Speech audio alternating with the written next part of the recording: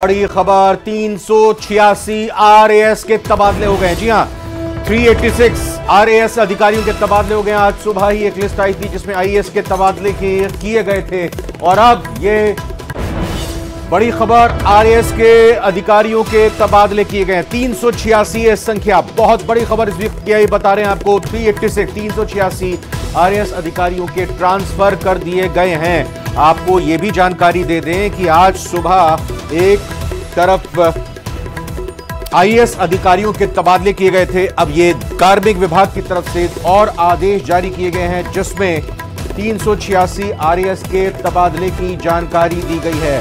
तो प्रदेश में एक बार फिर से बड़ा प्रशासनिक फेरबदल हुआ है और लगातार ये एक तरह से पूरी प्रशासनिक व्यवस्था को चुस्त दुरुस्त करने के लिए ये तबादले किए गए हैं। इन तबादलों के जरिए पूरे प्रशासन के कामकाज को चौकस करने के लिए, दुरुस्त करने के लिए सरकार की कवायद, कार्मिक विभाग की तरफ से ये तबादले किए गए। पहले आईएएस के तबादले हुए और अब ये आरएएस अधिकारियों के तबादले हुए। सौरभ गृहस्थी हमारे संवाददाता जुड़ चुके हैं। सौरभ, सुबह आईएएस और अब शाम तक आरएएस के तबादले। जी बिल्कुल, ये भी लिस्ट जो है वो प्रतीक्षारत थी, क्योंकि विधानसभा सत्र के बाद से लगातार ये इंतजार किया जा रहा था कि बड़ा प्रशासनिक फेरबदल इस लिहाज से होगा, क्योंकि अब जो है वो एक्चुअल मायने में सरकार ने जो है वो बदलाव किया है। यानी सरकार अब एक तरह से कह सकते हैं कि फुल फॉर्म में जो है वो आ चुकी थी। पहले जिस प्रकार से चुनाव थे और उसके बाद विधानसभा सत्र था, इस लिहाज से सरकार जो है वो अपना मैंडेट जो है वो किस प्रकार से लागू किया जाए उसमें जो है वो एक तरह से कह सकते हैं कि पूरी तरह से काम नहीं कर पा रही थी। लेकिन अब चूंकि मुख्यमंत्री को जापान दौरे पर जाना है, उससे पहले लिस्ट जो है वो तैयार हो चुकी थी और तमाम चर्चाओं के बाद लिस्ट जो है वो जारी कर दी गई है। सुबह आईएएस अधिकारियों की आ चुकी है, अब आरएएस की आ चुकी है। 386 आरएएस अधिकारियों के तबादले किए और कुछ देर बाद माना जा रहा है कि आईपीएस अधिकारियों की भी एक बड़ी लिस्ट जो है वो आ सकती है। तो पूरा एक तरह से कहते हैं कि पूरा बदलाव जो है वो राज्य सरकार ने कर दिया है और 386 आरएएस अधिकारी, चूंकि ये आरएएस अधिकारी तमाम अलग अलग जिलों में, अलग अलग क्षेत्रों में, अलग अलग उपखंडों में जो है वो कार्यरत रहते हैं, इस लिहाज से इनके तबादले जो है वो किए गए हैं। राकेश कुमार शर्मा को निदेशक भाषा एवं पुस्तकालय विभाग जयपुर में जो है वो लगाया गया है। सुरेश चंद्र जो आरएएस अधिकारी, उन्हें सचिव राजस्थान आवासन मंडल, क्योंकि आवासन मंडल में आज सुबह आईएएस अधिकारियों के भी तबादले हुए, तो सुरेश चंद्र को सचिव के तौर पर वहां पर लगाया गया है।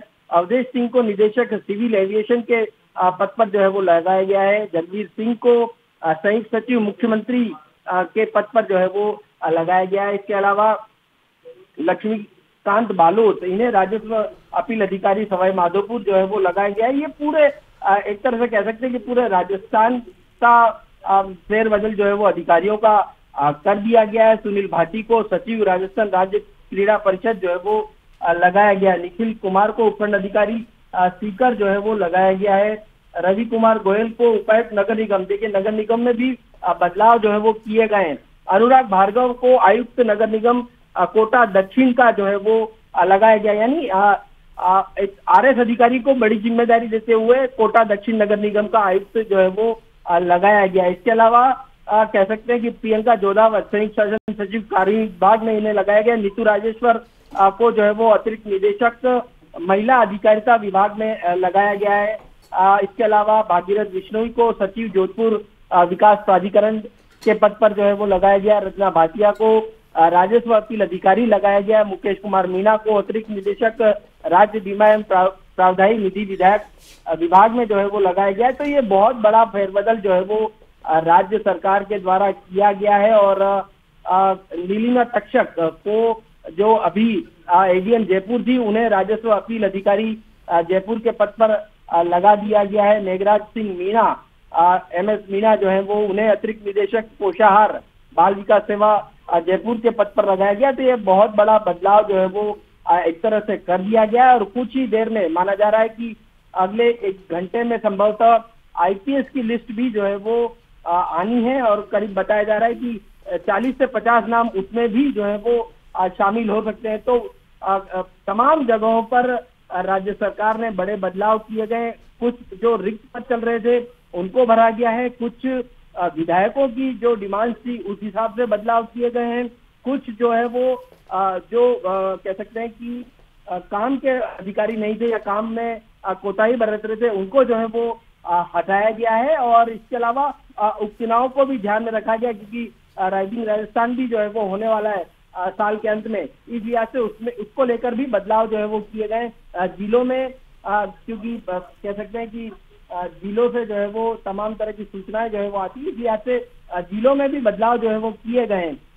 नरेंद्र कुमार वर्मा को एडीएम भीलवाड़ा के पद पर जो है वो लगाया गया। इसी तरह प्रतिभा देवटिया को भी एडीएम भीलवाड़ा के शहर के लिए नियुक्त जो है वो सरकार ने कर दिया गया है। सुदर्शन सिंह तोमर को एडीएम बूंदी जो है वो लगाया गया। यानी पूरे प्रदेश में जो है वो बड़ा बदलाव जो है वो किया। ये जंबो लिस्ट है, क्योंकि 386 नाम है, यानी एक तरह से कह सकते हैं कि पूरे प्रदेश में बदलाव जो है वो राज्य सरकार की ओर से कर दिए गए हैं। और अब चूंकि मुख्यमंत्री को जापान दौरे के लिए निकलना, उससे पहले ये लिस्ट जो है वो सामने आ चुकी है। और कुछ देर में बताया जा रहा है कि आईपीएस अधिकारियों की लिस्ट भी जो है वो आ सकती है। जय सिंह जो फिलहाल कृषि विभाग में निदेशक पद पर थे, उन्हें जो है वो अतिरिक्त निदेशक राजस्व सूचना निदेशालय जो है वो भेजा गया है। कविता पाठक को उपायुक्त वाणिज्यिक कर विभाग में जो है वो लगाया गया। रेणु खंडेलवाल को अतिरिक्त आयुक्त परिवहन विभाग में लगाया गया। सुनीता चौधरी को अतिरिक्त निदेशक माध्यमिक शिक्षा बोर्ड बीकानेर भेजा गया है। प्रियंका जोडावत, जिस प्रकार से मैंने पहले बताया था, एक बड़ी लंबी जो है वो लिस्ट है। इसमें ज्यादातर जो वो नाम है जिनको जो रिक्त पद थे उनको भरने की कोशिश जो है वो राज्य सरकार द्वारा की गई है, क्योंकि रिक्त पद होने के चलते कामकाज जो है वो प्रभावित हो रहा था। कई उपखंड अधिकारियों को बदल दिया गया, कई सहायक कलेक्टर को बदला गया है। कई जगह पर क्योंकि शरद तिवारी को जयपुर ग्रेटर नगर निगम में उपायुक्त के पद पर लगाया गया है, पंकज कुमार को उपखंड अधिकारी जोधपुर के पद पर लगाया गया है। कई जिलों में उपखंड अधिकारी जो है वो राज्य सरकार की ओर से बदल दिए गए हैं और इसकी लगातार डिमांड जो है वो की जा रही थी। नेहा मिश्रा को उपायुक्त नगर निगम जयपुर ग्रेटर में लगाया गया, यानी नगर निगम में भी जो है वो बड़े बदलाव किए गए। पद्मा देवी को एसडीओ अजमेर में लगाया गया है। ऋषि सुधांशु पांडे को उपखंड अधिकारी सौदी सादरी प्रतापगढ़ में लगाया गया है। यानी बहुत बड़ा बदलाव जो है वो राज्य सरकार की ओर से कर दिया गया और कुछ ही देर में अब माना जा रहा है कि आईपीएस अधिकारियों की लिस्ट भी प्रस्तावित है। बिल्कुल, ये बहुत बड़ी खबर है इस लिहाज से भी कि लगातार अगर हम कहें कि ट्रांसफर का मामला राजनीतिक रंग रूप भी ले रहा था, आरोप प्रत्यारोप भी चल रहे थे, लेकिन सरकार अपने हिसाब से काम करती है, अपने तरीके से काम करती है। वो राजनीतिक आरोप प्रत्यारोप में ज्यादा नहीं पड़ती है, लेकिन ये अपने आप में दर्शा रहा है कि सरकार की प्रतिबद्धता किस तरीके से वो आगे प्रशासनिक अधिकारियों के साथ प्रदेश को तरक्की के रास्ते पर ले जाना चाह रही है। बिल्कुल, देखिए राज्य सरकार का मैंडेट होता है, राज्य सरकार अलग अलग क्षेत्रों में अलग अलग तरह से काम करना चाहती है, उसके लिए उसे सुटेबल अधिकारियों की जरूरत होती है। अधिकारी यही रहते हैं, लेकिन उनमें बदलाव एक तो समय की मांग इस लिहाज से हो जाती है क्योंकि करीब 2 साल से ज्यादा किसी भी अधिकारी को एक पद पर रहने नहीं दिया जाता और क्योंकि उसके काम में फिर शिथिलता आती है। इस लिहाज से बदलाव लगातार होते रहते हैं और फिर सरकार चाहती है कि किस क्षेत्र में किस अधिकारी को लगाने से उस क्षेत्र में काम जो है वो लोगों के किए जा सकते हैं, उन दिक्कतों को समस्याओं को दूर किया जा सकता है। तमाम विधायक भी ये चाहते थे कि उनके क्षेत्र में। ठीक है सौरभ, फिलहाल बहुत बहुत धन्यवाद इस बड़ी खबर को ब्रेक करने के साथ विस्तार से जानकारी देने के लिए। फिलहाल